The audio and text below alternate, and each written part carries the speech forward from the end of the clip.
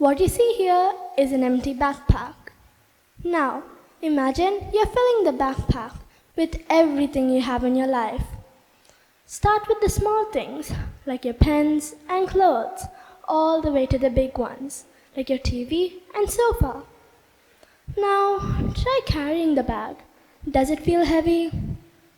What if you only keep your needs and essentials in the bag? Does it still feel heavy? Good morning. My name is Samritha and I'm studying in the Indian Public School, Trichy. Today, I'm going to be talking about the case for essentialism, a simple but powerful thought that can show simplicity can connect with sustainability. First, let's get to know the terms, simplicity and sustainable living. Simplicity is when we live with what is needed and removing the unnecessary clutter out of our lives. For example, our phones. Our phones have a dozen apps, games, social media, tools, and apps we rarely even use. Even my dad's phone had so many apps, even the phone got confused. What if, on a random blue moon, you decide to remove all the unused apps and turn off all the unnecessary notifications? Your phone will become cleaner, mind fresher, and you might even become calmer as well. Sustainable living, on the other hand, is a way of living that doesn't harm our environment. For example, switching from single-use plastic stuff to reusable ones. When we make these small changes, we're not only saving money, we are saving our environment. Think about it. If each and every person here in this room stops using at least one plastic bottle a day, that is 1,000 plastic bottles a year.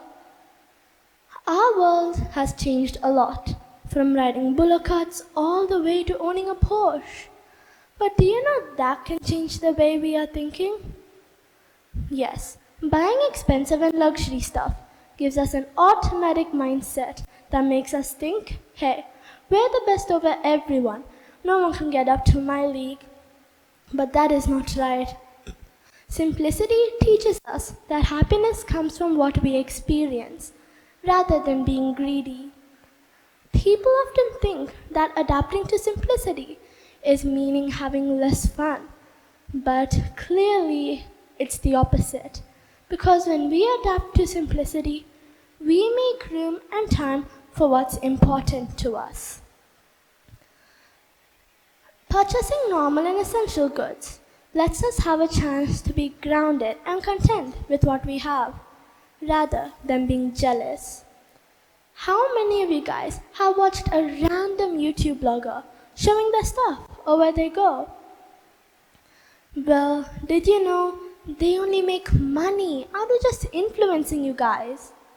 These days, kids and adults are getting influenced by everyone.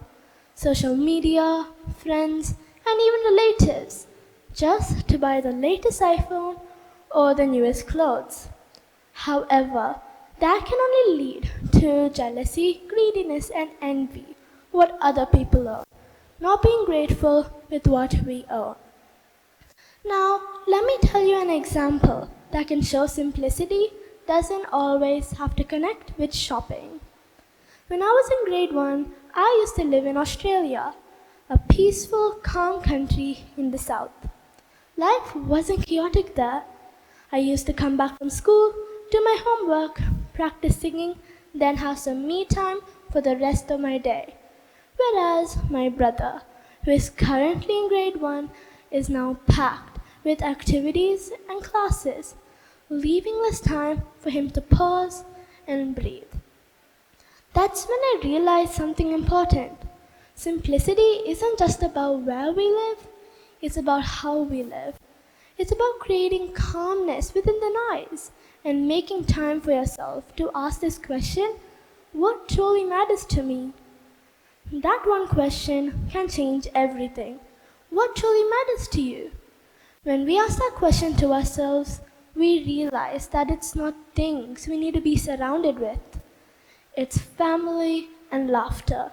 Those two things have great impacts on our health. Does everyone remember the COVID pandemic? I very well do, because I was living in Melbourne, Australia at that time. And Melbourne had the longest lockdown in the whole entire world, 729 days.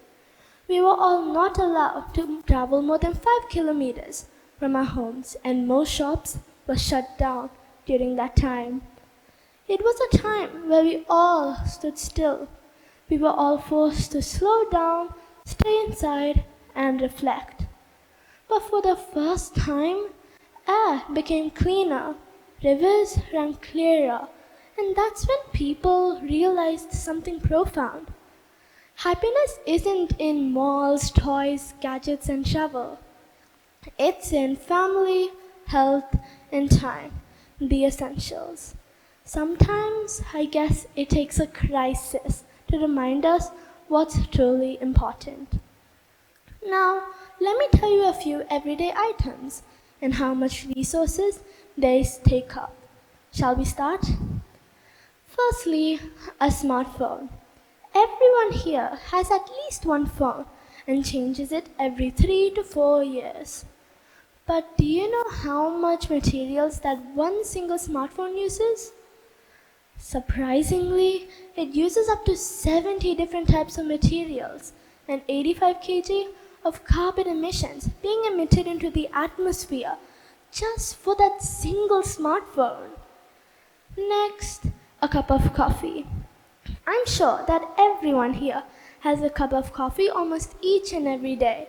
Let it be a double shot espresso or a cappuccino. However, do you know how much liters of water that single cup of coffee uses? Well, it uses up to 140 liters of water just for your daily dose, from the fresh farms all the way to your cup. Lastly, a cotton t-shirt. Did you know that a plain cotton t-shirt uses almost 2,700 liters of water just in manufacturing? That's enough for one person to drink for 3 whole years. Well, that statement only applies to me when it is the mango season. Astounding. But how do we live simply and also sustainably? Let's find out how. Fashion changes fast, and we all know that the second a new style comes, we ditch our old things and buy the new trend. But do you know, our world can't match the pace we are consuming products and throwing out our old ones? Have you ever wondered where all your toys, gadgets, and clothes go after the dump yard? Well, here's the hard truth. It goes nowhere. That's why a few people burn their belongings, while others make it decompose. That is why authorities say to use more eco-friendly products than plastic, so then it can decompose easily. However, just because eco products can decompose doesn't mean you can use as many of them as you want. There is always a price to pay. Eco products are made out of one problem called deforestation. And deforestation is one of the main reasons for global warming. That is why we all have to be cautious of what we buy. Now, let me tell you a few tips that we can both use to stick up to our SDGs. Firstly, switching from single-use plastic stuff to reusable ones. Instead of buying a cheap plastic bag each and every time you go shopping, why don't you just take a stylish, reusable tote bag that you can use anytime and anywhere you like? Next, repair before you replace. Just because a toy or a clothing is worn out or torn doesn't mean you need to keep it in the trash. It means you need to recycle it. There are so many ways of creatively recycling stuff. For example, you can make a worn-out small jean into a stylish handbag. How cool is that? We become problem solvers. We learn how to reuse and fix stuff we don't need. When we reuse stuff, it gives us a thought that we are helping our environment with our own hands. Now, let me tell you my personal experience if I want you guys to adapt to simplicity. I thought I had everything. Toys, art kits, games, you name it, I had it. I thought money and stuff brought me happiness, but I was so wrong because on one fine Sunday, I didn't do anything at all. I just sat on the bed and started scrolling. I knew that was bad, so that's when I made a life-changing decision. I thought, instead of just throwing my unused stuff in the trash, why don't I give it to people who need it, like my friends and family? If they didn't want it, can't I just give it to orphanages? So that's what I did. The things I wouldn't use and I had not used, I gave it to my friends and cousins on birthdays, meetups, and celebrations. Can you believe that I even had an art kit that I bought 3 years ago and I hadn't even touched it? Crazy, right? Like everyone, I had that jerk of sadness while wrapping the gifts, but I knew it was for the good. And I knew well, because ever since then, instead of just sticking on my tablet for the whole entire day, I started using my games and art kits, one by one, each and every day, so nothing goes to waste. As Mahatma Gandhi once said, live simply so that others may simply live. He didn't just quote it, he lived it. Mahatma Gandhi only owned a few stuff: his glasses, slippers, a bowl, and a spinning wheel. Yeah, a spinning wheel. He used it to spin his own clothes instead of buying from factories that harmed the environment. He ate what was needed and reused whatever he could. In short, Mahatma Gandhi was making a balance between human needs and nature's limits. We all shouldn't just take him as an amazing freedom fighter, but also as a well-deserved minimalist. I promised you guys that we would talk about the case for essentialism. But did we? We discussed about examples and scenarios of simplicity and how great leaders like Mahatma Gandhi lived simply but also sustainably. But you may be wondering, what does all this have to do with essentialism? Well, essentialism is a way of living that we live with what is essential to us. And guess what? Simplicity and sustainability are the core for essentialism.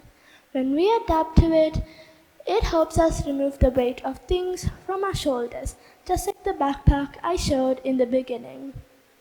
Simplicity and essentialism are amazing, but that doesn't mean we all have to become Buddhist monks overnight.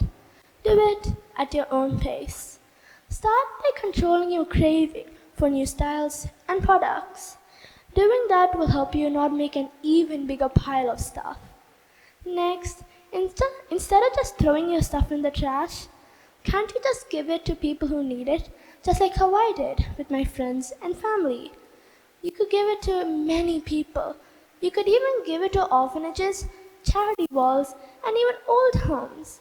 Doing that instead of throwing your stuff in the trash gives you a more humanistic and kind feel for yourself. If you want, you could even sell your stuff. Websites like eBay are great places to retrieve your money. By doing that, you have successfully gotten back the money you have wasted. Last but not least, after we have cleared up all the mess you've made, try to control your discipline of not buying too much stuff at once. So let's all join hands and come with me on this adventure of simplicity, sustainability, and essentialism. Thank you.